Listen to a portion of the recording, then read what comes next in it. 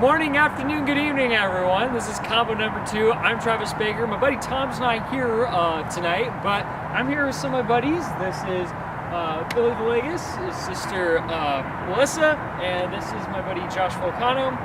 And we just went to see a movie that I would normally nickname something like Newt Scamander and the Case Full of Creatures, but the actual title is Fantastic Beasts and Where Where to to Find them. So guys, what'd you think of the movie? I liked it. I thought it was pretty great. I mean, there was a few things here and there that could be tweaked, but for the most part, it's an enjoyable movie. I liked it. Yeah. Keep going. I loved it. I thought it honestly blew my expectations We had the Harry from what Potter I originally was expecting, and I guess I can get into that. I don't know if the camera heard that. I just preface this by saying, for me, I love the Harry Potter books and movies. I remember first movie came out in 2001. I was in kindergarten, and shortly after, my parents bought the first 3 books, and it was bedtime reading. It was just straight on bedtime reading for me, and it was great. Eventually read them for myself, and that was even better. And I really enjoyed the movies. So I had high expectations for this movie. It was directed by David Yates. He did the last 4 films. Arguably my least favorite director of the 4 that did all the Harry Potter movies, but whatever.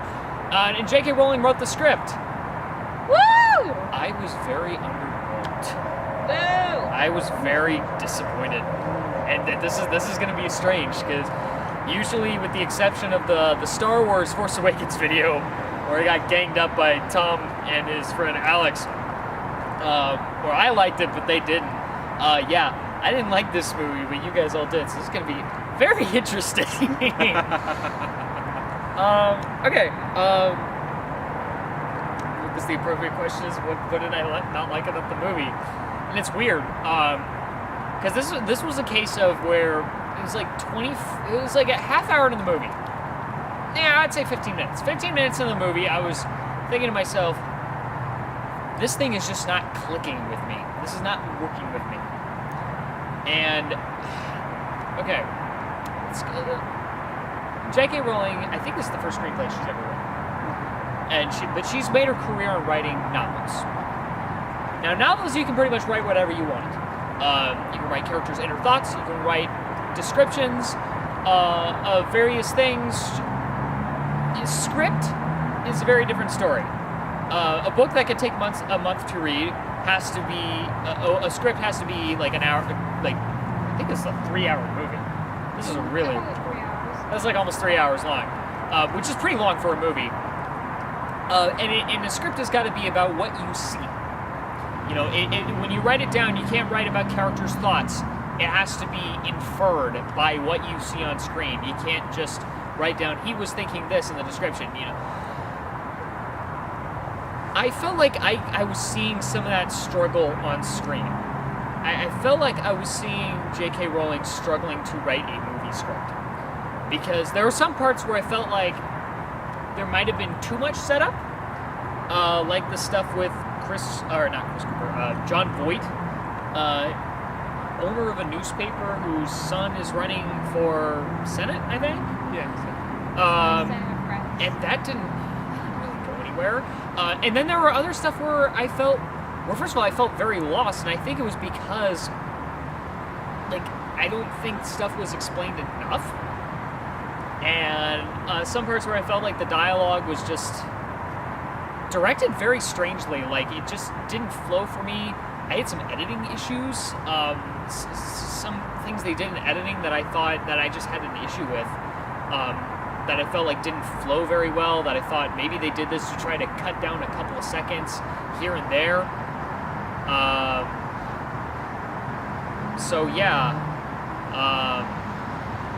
Okay, you got your turn.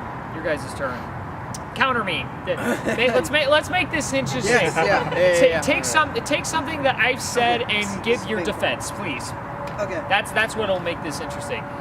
You need your help out? I don't know if you're in, I don't even know if you're in frame or in focus. No, it's okay. I don't even have, I don't think I have it set on autofocus. So. No, No, that's okay. Don't worry about it. Just get back. why I said I loved this movie was that for some reason, and it was almost similar with it was very similar with Doctor Strange, Which I liked. yeah, Which I liked a lot. which I did too. I actually liked it better than I thought. With both of these movies, I for some reason went in with lower expectations. A big reason that I thought I wouldn't like this movie was the fact that in all the Harry Potter movies is that there's this sense of wonderment because Harry Potter's our main protagonist, and he's looking at all these magical things and seeing all this wonderment around him, and you're relating to that. You understand that. And I was thinking, maybe I wouldn't have that in this movie, but I was wrong. There's a character that gave me that, and which really surprised me. It had the same sort of wonderment that Harry Potter gives you. And Newt was such an endearing main character, even though he knew this world a little bit more. But he had such a love for what he did, and you really understood where he was coming from. All three of these main characters are so much like Ron, Hermione, and Harry. They're loving. You understand them. They act like real people. You understand the relationships and the growth. And I was excited. I loved them. They almost felt like real friends toward the end of the movie. I was really impressed by the villain, played by the little kid from Perks of Being a Wallflower, Ezra Miller. I really like. Oh, that's where I recognize him. Okay. He's also Or gonna be as the we Flash. like to call him, discount Kylo Ren / bolt cut Kylo Ren. See, okay, because I was trying to think. I've seen that guy before. He also just spoiled who the villain is, so it's okay. I was trying to think. Where have I seen him before? Because I was thinking he kind of looks like Adam Driver, but he's not. No, it's Ezra Miller. And maybe yeah. So it was Ezra Miller. Okay. Yeah. Bold cut Kylo Ren. Bolt cut Kylo Ren. So now that you said it's Ezra Miller, someone who's Oh, well you known spoiled it is first. playing Movie Flash, which I don't care about. No one does. No one does. So Grant Gustin, all the way. Anyway, Ignore that. there is more to it. There's more to the characters. There is kind of an overarching villain that works as a behind-the-scene character. You didn't really know who or what he was. Travis did see it a mile away. I didn't see it. I thought it was him, but it wasn't clear. Maybe some people might be able to guess that there is this other villain. But even when there was, it made sense, and his motive was clear, which also helped to the main villain of the movie, Ezra Miller, which I really appreciated. Yeah. Overall, I loved the characters. I thought it was really endearing. I thought the action was great. CGI wasn't amazing. I thought there was a little too much of it. A little too much. Yeah. Actually, a not so lot. much the CGI, just the set pieces. I thought were. Yeah, I would agree with that. It very But much felt like let's make it bigger, and that just didn't sit well with me. Oh, it's before Harry Potter. How are you supposed to top Harry Potter? He was the You boy who shouldn't. lived. Well, that's the thing. I didn't is think that it was this trying is to. just You, set you up. shouldn't go for the big bright lights. It's 1926. Yeah, I thought a lot of the characters are underdeveloped. Like the one part I really liked is when you got to see the little zoo with the animals. That felt so far into the film. And I felt like that was where I finally started understanding Newt. And Newt felt like He had a purpose. it's like, okay, I can see where they're trying to make Newt the main character. But I felt like it was, and I felt like I really understand what his thing is, other than just some one-off line where he's like, I'm taking care of animals, magical animals. What's it like to kill them? It's like, what? Just like that? You're just gonna explain? Oh, you're eating. Okay. We went to In-N-Out. It was And delicious. In tradition, Tom and I do a lot, and he works there too. Just a different one. Yeah, because I felt like I didn't know really that well until that scene, and that must have been an hour into the movie. And it was not until that scene and also with the stuff about the animals getting out. That actually confused me the most. Was like, what animal got out? How did they get out? And even scenes where they would take a break from the Ezra Miller plot to catch another animal. I would get lost. I'm like, wait, why are they doing this? Don't they have this other problem with? Oh, they gotta do that first. Oh. That was okay. pivotal to the story, though, because of what they were doing was going to ultimately affect what happened in the end. Yeah, I know. There was a lot of. I feel like the story was more complex than it needed to be. I sort of see what The you stuff, mean. the stuff with the senator thing didn't go anywhere. Nor will it ever. It gave them a force of opposition. That's all. That's what I mean. It was too much, though. Like, it could have just been, like that didn't have to be like this. They didn't have to build up this senator character. It could have just been, I don't know, I'm the mayor of New York and I'm speaking. Oh, something bad happened. Like, you didn't need that much explanation and scene and screen devotion and wastage of John Voight to have that moment that really leads up to. It's like it's inconsequential. It's kind of like a Batman v Superman, Lois Lane trying to track down the Bullet. Remember that plot? Remember how that went nowhere? Yeah, but Remember how stupid that was? It reminded me of that.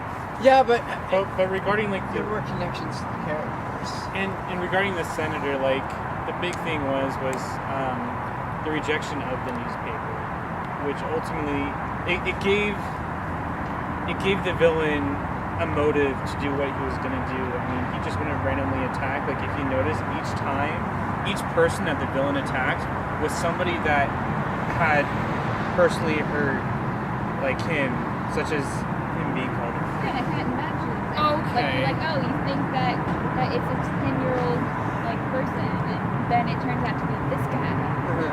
Yeah, I it made sense that was like, okay, I see the thinking of behind that. I still think there was an awful lot of unnecessary setup for moments that are smaller True. in picture. It Like, they're was setting up over- all this big picture stuff, but all that leads to is something that's smaller But look at the Harry and Potter smaller. movies. Look at the Harry Potter movies. They're just kind of adding to these characters. It was more natural though in Harry Potter. It was. I didn't have this issue like with the Harry Potter books or movies that were setting up all this stuff here and there, and then it's all going to tie into one little thing, which is like overkill. I didn't feel that since there was major overkill with this, with the Harry Potter movies, whereas I felt there was such overkill in plotting for this one. Like, this is a 3-hour movie. This movie did not have to be 3 hours long. Okay. The Hobbit, On an Unexpected Journey, was more deserving of its running time than this movie, in my opinion. In fact, I actually enjoyed The Hobbit 1 a lot more than this. And I haven't seen any of the Lord of the Rings films, to be honest. Which is weird. Which is really weird. I haven't seen them, and I even haven't. But it's like, At a marathon. but you know what? Out of America. You know, yeah, I missed out on that marathon. I forgot about that marathon. I missed out. But it's just because like you need to devote your time. But I came into that movie like uninitiated, and I had fun. I could see where the story is being stretched out, but I had fun with that movie. This movie made me eventually start looking at my watch, which is something I always hesitate on doing. It's like nope. It's like nope, don't do it. Nope. You're still kind of invested, and then eventually I started looking at my watch. And that was actually the big climax scene where Black Smoke Monster. Black Smoke Monster. The Black Smoke Monster from Lost is in this movie. Don't smoke, kids. Yeah. See what That's happens not a in this joke. movie. That happened, and I completely tuned out of that movie. That's when the movie really lost me because I don't know. It wasn't something obvious. It was like little stuff. It's like little stuff that was off in the movie that didn't quite work, sprinkled around that, and it slowly took me out. It wasn't like something. It wasn't like when I saw Warcraft in like 15 minutes. I knew I was out of this movie because I was so lost, and everything looked fake as fuck. And Not see the commercials and trailers and everything. it's one thing to see it in a commercial. It's another thing to see it on the bigger screen. Even the cheap screen at 4-star. No offense, 4-star. We love you. How are they supposed to get into a school movie when it's like all these game series and everything? Well, they did that with the Harry Potter movies. Agents. Oh, well, You know how they. I'll give that. Anyway, so it wasn't like that where I completely was lost from the get-go. This was, for me, it was just slow. It was just slowly losing me. And, yeah, it was just all these scenes where they had to connect all the plots together. It arranged, it eventually just became obligatory in how they were arranged. It's like, what are they doing here? Oh, wait, we gotta we gotta do this thing in order to get to okay. That's why we were taking a break. but it was pivotal to what was going What are on. the characters' names? Plus, I felt satisfied. Nothing felt like it was all loose end. Yeah. No, That's I true. agree There with there that. was no loose ends except for Jacob. the celebrity cameo. If anything, But that's part if anything, Yeah, if anything, I think your issue is just sort of the cutting between, like, okay, we're gonna grab this creature, and then all of a sudden, okay, now we're gonna sort of deal with the villain a bit. It sort of felt weird cutting back and forth and back and forth and back and forth between these two. These two unrelated. Yeah, they felt Which very seemed unrelated at the yeah. time, but they sort of do come together at the end, but Almost forcefully. but it's confusing at the time when you're watching it, but you get it towards the very end. No. Yeah. One thought that did come to mind for me is I think I might, if this was like a TV show where they actually had time to play this out, because this really did feel more than ever, even though it was like not a book, it's an original script Yeah. from Rowling, it did feel like a book that got condensed into a movie. Whereas I felt like, oh, if you did a TV show, if you did this in a TV show, you could actually stretch these plots out. You could have those in and make them work because you'd have more time to kind of like go back and forth. You know? I don't want to interrupt you guys. Yeah, just doing like a little Yeah. video Yeah. footage. Is this all the area you guys gonna be in? Yeah. Yeah. Okay, you guys are good there. It's part of property. We don't allow you filming on here. But if you guys just want to stay here, you guys are welcome. Okay. All right. Yeah. Have a good night. Thank you. You too. Thank you.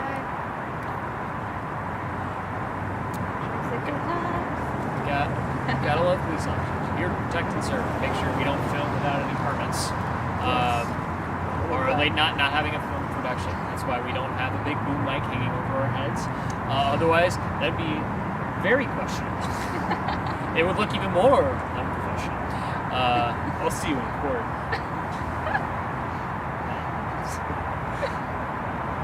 Okay, so amongst all the bashing, what do you think the movie did well? What did the movie do well? Okay. Very good question, Billy. What I think this movie did very well was, I liked the world building stuff, where the little stuff where they established kind of what made America Wizarding World different from UK Wizarding World, where they said they have a strict thing about no mages, as they call Muggles here. It was a nice little touch. We have our own little word for that. No mag. It's stupid. I like Muggles so much better. It just flows better. Muggles, but no mage. They have a strict thing about wizards and no mages becoming like connected, even just like as friends, let alone mates or whatever. We have like such like NSA type paranoia about that. I mean, it's pretty. in 1920 something. I mean, it's pretty reflective of the 1920s. Changes over the course of a couple of years. Yeah, maybe. So that was interesting. Guys seem a bit more accepting of like there's like magic in the wizards than like the Dursleys. Like American no mages were more accepting of mages. There was way too much magic going on publicly. Convinced me. There's like all this like we gotta protect from being exposed. We can't be exposed. And there's like all this stuff happening left and right in New York that just can't be explained by normal science. And I'm like, how are you guys not exposed yet? Where's the DEFCON 1 of explosion? That's Men a in Harry Black, Potter Travis. flaw in the general. Men in Black. That is a different Like franchise. even when the bridge collapses in Harry Potter 6, I thought, okay, they can The probably come up with Ministry a of good Magic takes care of It's that. like there's a good excuse. The support, the structure got degraded over time, and it just collapsed. That could be that Or could got be better. You know, it's That- better than it was back in the day. Yeah, it's like that could be the that could be excuse for like that scene. But here they just totally blow their wad. It's actually kind of the same issue I had with the third act of Finding Dory. If you remember that video on our channel, what I had to complain about that. I'm sorry. Back to good stuff. Back to good stuff. Back to good stuff. We gotta talk about the good stuff. Nice balance. What'd you think of the creatures? Creatures are cute. There was some really nice little designs. Very innovative. Like I said, my favorite scene was when they went to Inside the suitcase. went inside the suitcase to find this little zoo. And I thought it was funny how there was like environments made up of like magical matte paintings. And I thought, oh, they could have just filmed this inside a sound stage and it would have worked. I mean, they probably did. They probably did film it inside a soundstage, but it was like, Yeah, what do you it mean? reminded me of like a classic movie set with just magic added in to Yeah. simulate atmospheric effects. I wish there was other characters like in the other movies. Like I wish there was a hippogriff. Who would that be? A nice cameo from a hippogriff. Yeah, Albus Dumbledore name drop too. yeah, Alice Dumbledore got name drop. Hogwarts got name drop. I like the Muggle character that hangs around with them.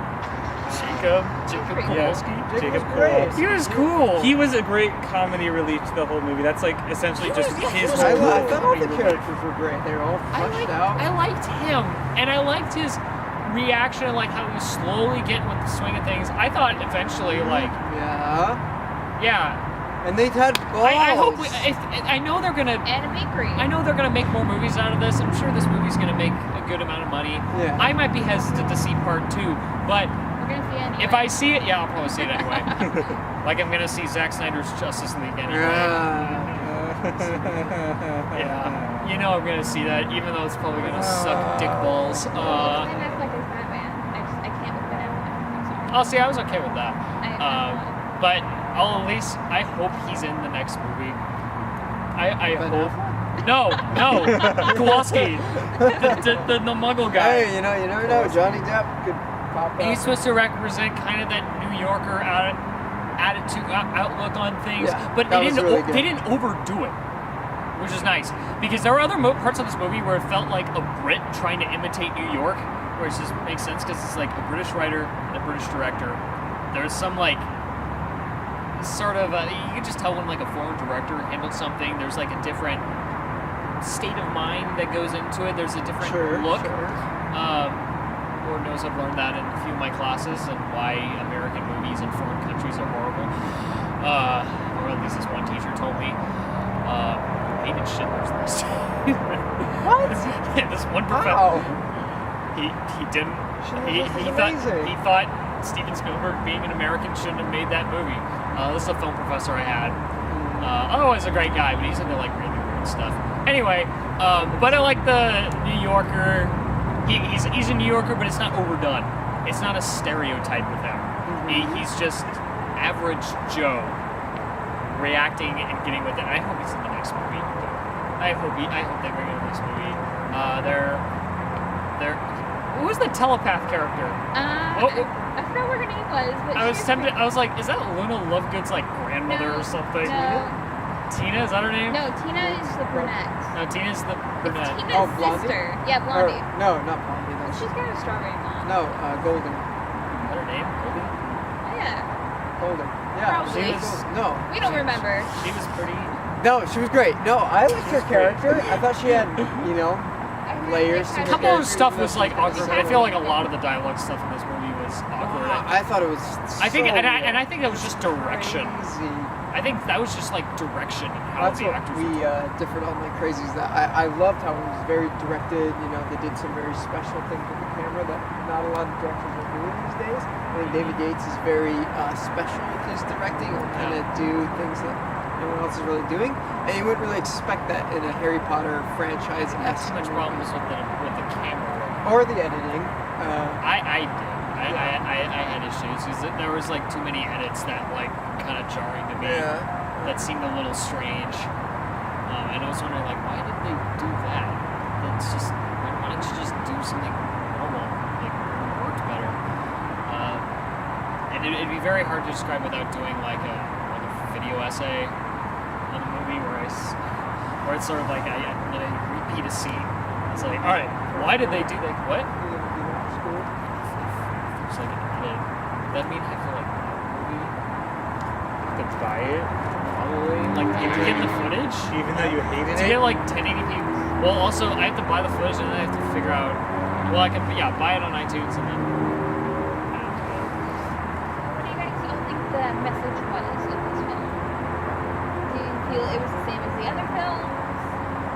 I did actually. Yeah, I thought it was very in conjunction with the other movies. Had the same themes and the same.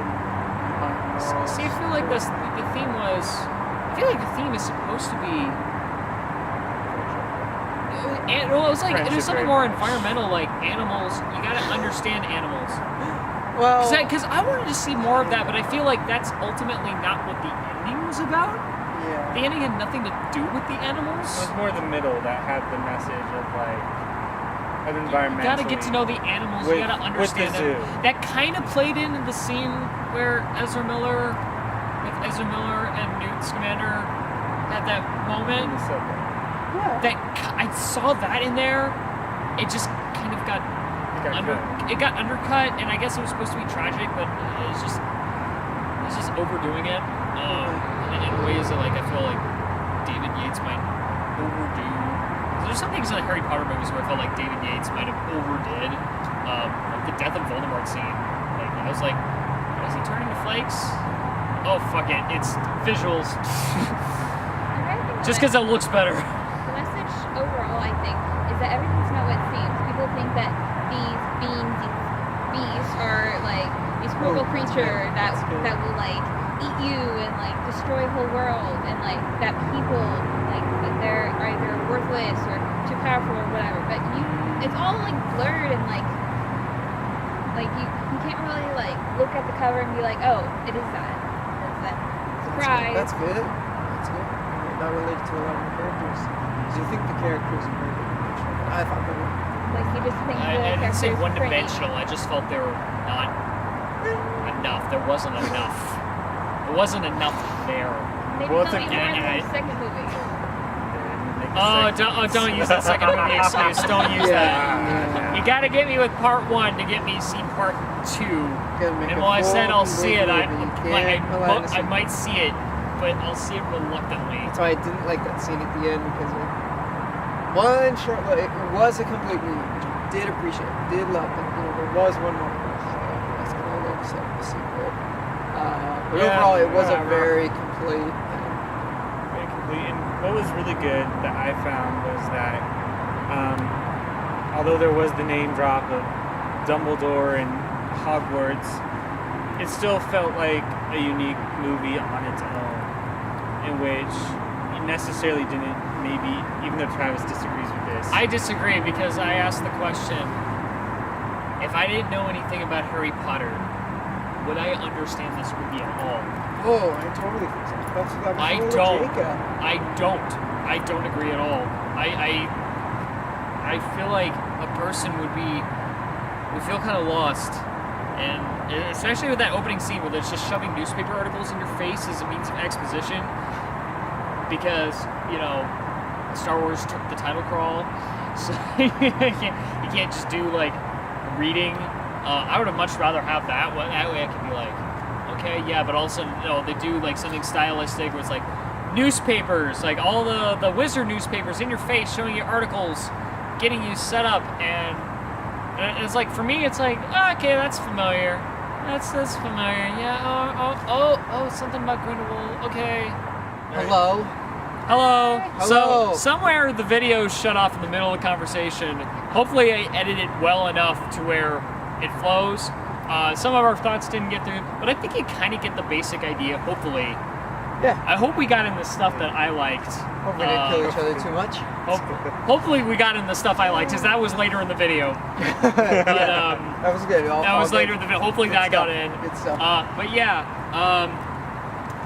I didn't care for the movie that much, but you guys really I liked loved it. it. I That's really fine. did. It was endearing and You know, really, I respect that. Really good. And look, we got Melissa in the frame. I Chris noticed the other too. videos, Melissa was not in the frame, and I'm like, Well, it probably would have just been me being like, yeah, it was a little cold Also, this I think- first Right in here. California. Yeah, I think we all can agree that it's just nice to be back in the Harry Potter world. It's nice to be there. Yeah. It wasn't the warmest welcome for Travis, but it was good to be back. You know, hearing that theme. The title again sequence and- excited me because it was like, oh, they're doing it just like they do the Harry Potter Yeah, they movies. do. That's really cool. And then I was like, But All right. anyway, so that's it. I'm Travis. Billy. Missa. Josh. And this is combo number 2. Catch you on the next time, as Tom says. Bye.